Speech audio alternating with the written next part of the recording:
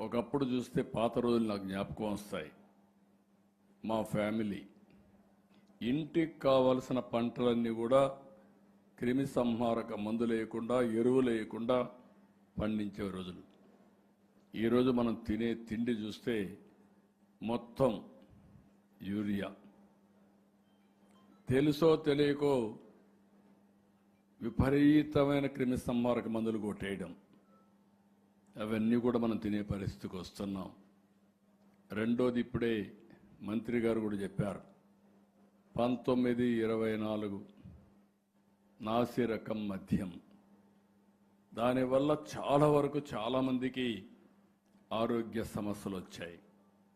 ఇప్పటికి కూడా కోలుకోలేని పరిస్థితి వస్తూ ఉంది. అంటే ఒక దుర్మార్గమైన నిర్ణయం ప్రజల జీవితాలతో ఈ విధంగా చెలగాటమాడుతుంది. ఒక ఉదాహరణ.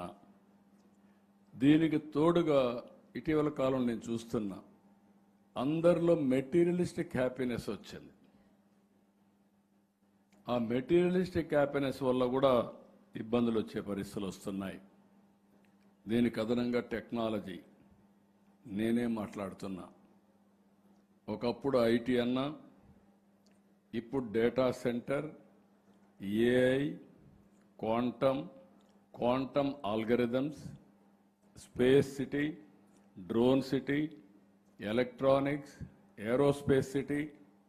అదే మరి మొన్నే పుట్టపర్తిలో మీరు చూస్తే 5th జనరేషన్ ఫైటర్ జెట్ కూడా ఫౌండేషన్ వేసాం. ఇంకొక పక్క మెట్టెక్ పార్క్ కూడా ఏర్పాటు చేశాం.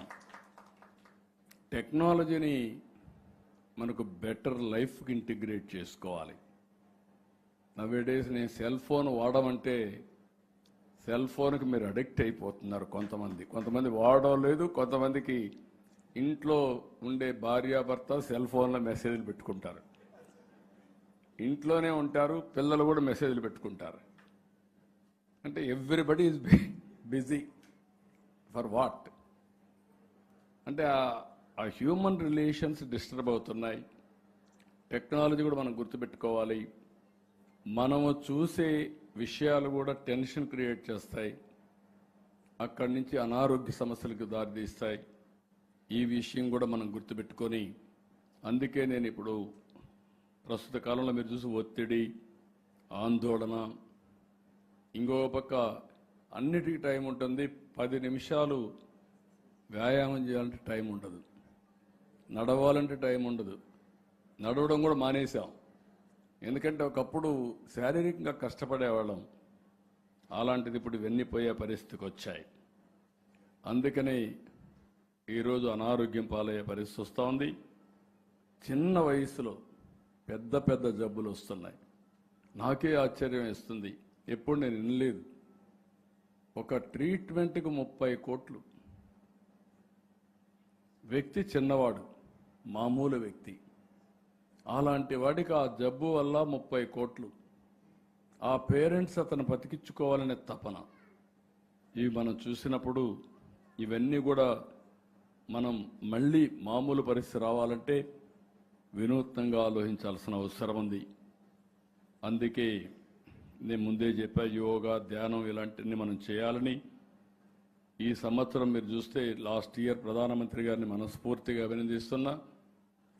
ఆయన మోడర్నైజేషన్ ప్రమోట్ చేయడమే కాకుండా యోగా, ధ్యానం, లేకపోతే నేచురోపతి, ఆయుర్వేద ఇవన్నీ కూడా ప్రమోట్ చేస్తున్నారు. పోయిన సంవత్సరం మనం యోగా ఆంధ్రప్రదేశ్ బ్రహ్మాండంగా చేసి గిన్నీస్ రికార్డ్స్ వచ్చాయి. ఈ సంవత్సరం కూడా 14 రోజులు ప్రాక్టీస్ చేసి ఈ నెల 21వ తారీఖున అమరావతిలో ఏదైతే కృష్ణా నదీ తీరంలో, నదీ తీరమే కాదు ఆ ఫ్లైఓవర్ పైన యోగా చేపించి